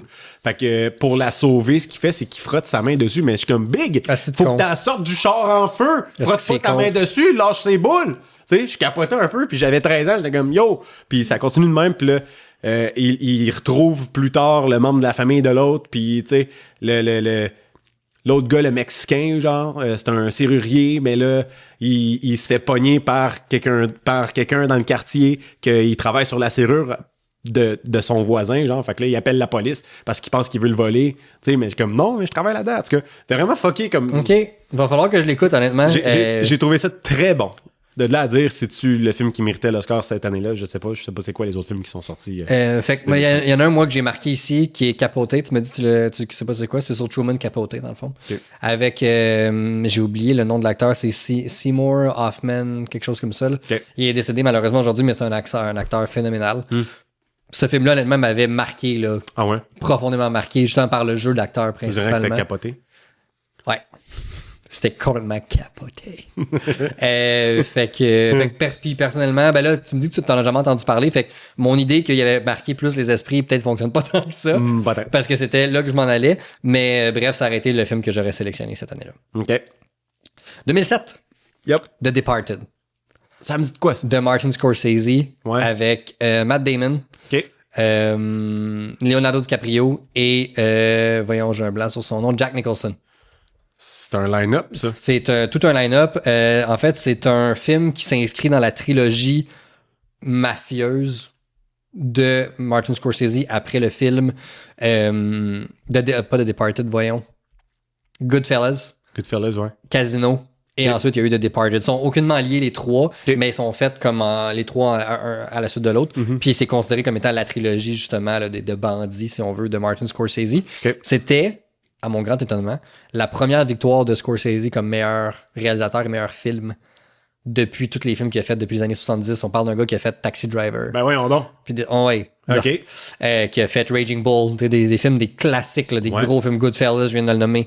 C'est la première fois qu'il gagnait. Wow. Alors, est-ce que je pense qu'il méritait de gagner? À 125 000 % qu'il méritait de gagner cette année-là. C'était le meilleur film de cette année-là et ça concrétisait que Martin Scorsese était un des meilleurs de tous les temps. Ouais, c'est ça. Puis as-tu un autre film que t'as en tête qui est sorti en 2006? Non, j'ai vu la liste tantôt, tous des très bons films, mais aucun qui était à la cheville de celui-là. Non? OK. Non. All right. On vous suit, monsieur Stéphane. 2008. 2008. Le film qui l'a gagné des frères Coen, No Country for Old Men. Ouais. Ça, sûrement que tu sais quoi. Je sais quoi, je l'ai pas vu, mais je sais quoi. Excellent film. Ouais. Je pense qu'il y a un case ici de dire c'est un peu l'opinion, donc c'est un peu subjectif. OK. Personnellement, je l'aurais donné à There Will Be Blood avec Daniel Day-Lewis, OK. qui est, à mon avis, probablement un des plus grands acteurs de tous les temps. Ben voyons. Il y a le record, en fait, de 3 statuettes pour meilleur acteur, dont pour ce film-là. Il l'a aussi pour Lincoln, à titre d'exemple. Personnellement, There Will Be Blood m'a beaucoup plus marqué comme film, mais No Country for Old Men est tellement bon. Puis les deux, je pense, ont marqué l'imaginaire. Les deux sont encore connus aujourd'hui. Les deux noms, tu les mentionnes, sont comme « Ah oui, je sais c'est quoi ce film-là. » Ouais. Fait que je pense qu'il y a un cas cette année-là pour dire qu'il y avait juste trop de bons films, malheureusement. Fait que fou, hein? Ben, c'est ça. fallait en choisir. À un moment donné, faut trancher. T'sais. C'est ça. Mais j'ai pas vu les deux films que t'as dit. Bon, fait que les deux vont faire partie de la liste que je ne t'ai toujours pas faite. On l'attend. 2009 maintenant. Ouais. Puis là, ça, c'est intéressant. 2009, je pense que tout le concept qu'on a là présentement ça vient de cette année-là. Basé un peu sur cette année-là. Ouais. Puis j'explique. Fait que, à venir jusqu'à cette année-là, en fait, cette année-là incluse, là, il y avait 5 films en nomination comme meilleur film à chaque année. Mm-hmm. Depuis, c'est 10. Jusqu'à 10. Ça veut pas dire qu'ils vont en mettre 10, mais tu peux mettre jusqu'à 10 films en nomination. La raison étant, le film qui a remporté cette année-là, c'est Slumdog Millionaire. Un très bon film. Excellent film. Est-ce que les gens... J'ai capoté ce film-là. C'est excellent, là, on s'entend. Est-ce que les gens s'en rappellent aujourd'hui, par contre? Ben, moi, oui. Toi, oui. Je l'ai vu. Dans la conscience collective, mettons. Ouais, c'est ça. Là où je veux en venir, c'est que il y a un petit film qui s'appelle The Dark Knight. Petit. Un très, très petit film. Qui a été nominé, d'ailleurs, je pense, 8 ou 9 fois cette année-là. Ah ouais, quand même. Mais n'a pas été nominé comme meilleur film. OK. Ça a créé une énorme controverse, mais comme gigantesque. Là. Reine-Marie, il y a encore à ce jour, tu as du monde qui vont jurer que le film aurait non seulement dû être en nomination, mais aurait dû remporter meilleur film cette année-là. Et je pense qu'il y a un cas qui peut être fait pour dire ouais, je pense que oui. Mais la controverse a tellement été immense que Hollywood s'est dit on peut plus permettre que ça se passe de quoi de genre. Fait que l'année d'après, ils ont augmenté ça à 10, comme je viens de dire. C'est fou. Fait que c'est de là que tout le concept de la série est venu. Fait que j'étais comme, c'est quand même fucked up de dire qu'il y a un film qui potentiellement aurait dû gagner a même pas été nominé. Ouais. Puis l'impact que ça a eu, c'est que ça a changé toutes les Ça a tout changé. Puis sa portée culturelle, justement, tu dis de Dark Knight encore aujourd'hui, là. Puis je te garantis que tout le monde va te dire que c'est soit leur film le meilleur film de super-héros, pas nécessairement leur préféré, mais le meilleur ou le deuxième meilleur. Il va être dans le top 2 de tout le monde. Parce que il se doit d'être là. C'est sa place. Puis parce qu'en fait, il a pas fait un film de super-héros. Là. Il a fait un film de Christopher Nolan avec un dude qui s'habille en chauve-souris. C'est ça. Et la nuance. Qui tabasse du monde habillé en clown. Ouais. C'est carrément ça. Là. Le film est plus proche d'un film comme Heat de Michael Mann des années 90 qu'il l'est d'un film de super-héros. Là. OK. C'est fou, hein? T'écouteras ça. Si t'as pas vu ça, d'ailleurs. J'ai pas vu ça. Ça sera aussi sur ta liste. Fait que voilà pour cette année-là. T'as-tu autre chose à rajouter? Dark Knight, oui, là, définitivement. J'ai vu les deux. J'ai vu Slumdog Millionaire. J'ai tripé raide sur ce film-là, le concept. Hey, c'était stressant, ce film-là. C'est vraiment très Le dude à son fucking émission, là, j'étais bien stressé, moi. Puis à la fin, quand il se met à danser à la station de métro, j'étais comme, je catch rien, je comprends pas, mais j'ai du fun. C'est un peu psychédélique comme film. Ah ouais. Mais c'était vraiment cool comme film. Mais évidemment, Dark Knight, je veux dire... Dark Knight, j'ai vu ce film... Non, je me trompe avec voyons, c'est Batman Rise of the Dark Knight. The Dark Knight Rises. The Dark Knight Rises. Ouais. Ça, c'est le troisième. C'est le troisième. Je me trompe avec ce film-là. Mais bref, je me souviens comme de Dark Knight, je me souviens l'avoir vu au cinéma clairement. Je les ai toutes vus au cinéma, les Batman. Mais je me souviens clairement, quasiment, j'étais assis où là, dans la salle. Là, je m'en rappelle pour ce film-là. Je me souviens de mon point de vue, je me souviens c'est qui était assis à ma droite, à ma gauche, puis comme ça n'avait aucun sens, l'événement qu'on était en train de vivre. Ouais, là, totalement. La musique, tu sais, comme c'était Hans Zimmer à son meilleur, comme, wouah! Tout ce qui se passait dans ce film-là, c'était comme un raz de marée d'émotions, ouais. Tu sais, là. La séquence vibrant, là. des où est-ce que tu sais les clowns c'est les otages, tu sais, à la fin cette séquence-là je me rappelle au cinéma j'étais flabbergasté. C'était tellement stressant. Le stress, j'ai compris c'était quoi là. Puis tu sais ses yeux blancs comme dans BD, mais tu sais c'est comme une visière pour qu'il voit en 3D un peu partout. J'étais comme que c'est hot. Ouais. Ça doit être vraiment étourdissant par exemple de se promener avec ça. Ben oui. Tu sais, t'es là, puis tu regardes en avant de toi, mais tu es capable de voir partout en même temps. Mais puis c'est un mapping aussi, là, fait que c'est comme tout le temps en train de générer de quoi, là, fait que t'as tout le temps de quoi qui download dans ta face. Là. Ouais. Puis c'est fou le visuel de justement, tu sais, on voit de ce que lui voit. Ouais. Mais en fait, on voit de Alfred. Non, Fox. Fox, excuse. On voit de Fox qui est justement dans son genre de spot là, qui regarde les écrans. Puis tu fais juste voir à l'écran, bam, le Joker qui te saute dessus. Hey, c'est hot là. Ouais. Fucking stressant cette scène-là, puis la scène avec les deux bateaux, que genre les deux peuvent faire sauter l'autre. Mm-hmm. Il y a tellement de tension. nuances. La tension de ce film-là est palpable de la seconde 1 à la seconde. Ouais. Il y a combien de secondes dans ce film-là? Je suis obligé de répondre. Je sais que tu le sais. 152 minutes. 152 minutes. Fait qu'on fait x 60. De la seconde 1 à 2h32, comme le stress est palpable. La tension, on est comme... Il y a rien qui va dans ce film-là, puis il y a des phrases, des citations qui sont des citations les plus épiques de l'histoire. Ben oui, encore aujourd'hui, ce film-là est cité fois 1000. Là. Some men just want to watch the world burn. Là. Ouais. Ça, c'est bon. You either die a hero or you... live long enough to see yourself become the villain. Oh, man. It's not about the money, it's about sending a message. Puis il brûle un tas de cash. Aïe, aïe, il est fou. Il était tellement bon, comme c'est triste, mais c'est ça. Vraiment intense, cette finale pour cet acteur-là, d'ailleurs. Là. Ouais. Mais tu vois, la discussion enflammée qu'on vient d'avoir prouve un peu mon point. C'est ça. sur cette année-là. Ouais. Le prochain, vas-y. Prochain, la dernière pour aujourd'hui, parce qu'on se rappelle qu'on fait 5 années par émission jusqu'à 2025. The Hurt Locker. Un excellent film de guerre. Je sais pas si tu l'as déjà vu avec Jeremy Renner. C'était très, très, très bon. Okay. Ceci dit, il y a un petit film qui est sorti cette année-là qui, pour moi, a eu un impact beaucoup plus grand au niveau culturel, qui est beaucoup plus... Puis il était phénoménal. Hallucinant. Qui était en nomination. Inglourious Basterds, Quentin Tarantino. Fait partie de mes films préférés à vie, en fait. Ça aurait dû gagner. ça n'a pas de bon sens, ce film-là, comment c'est bon.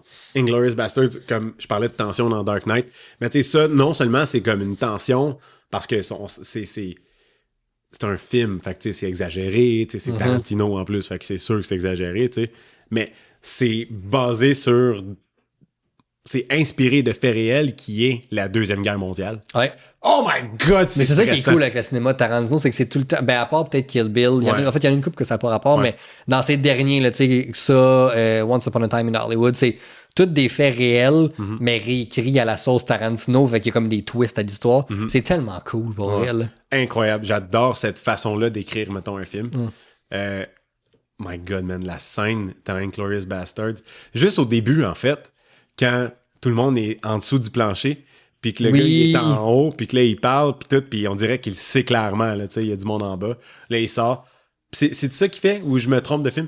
Il sort, puis il fait juste des comme fusiller toute la maison, là. C'est ça, hein? Ah, c'est bon, man. Il sait, là. Il est hallucinant.